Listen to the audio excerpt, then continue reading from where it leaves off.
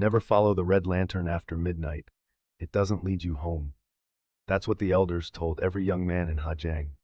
Long ago, a woman was to be married by the river, her white dye glowing beneath lantern light.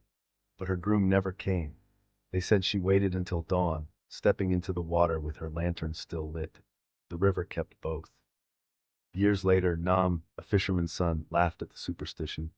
A ghost bride? I'll marry her myself. He joked as his friends drank rice wine under the autumn moon. The river below shimmered red with reflections from the paper lanterns floating downstream. That night, when the others staggered home, Nam lingered at the riverbank. He saw it then, one lantern drifting against the current, steady and bright crimson. Inside its flame, he thought he saw a shadow move.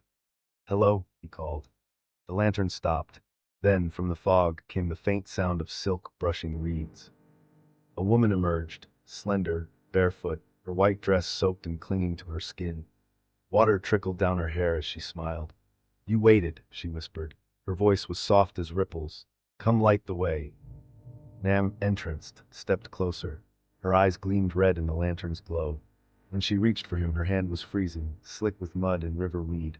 Her nails scratched his wrist as she pressed the lantern into his palm. He looked down.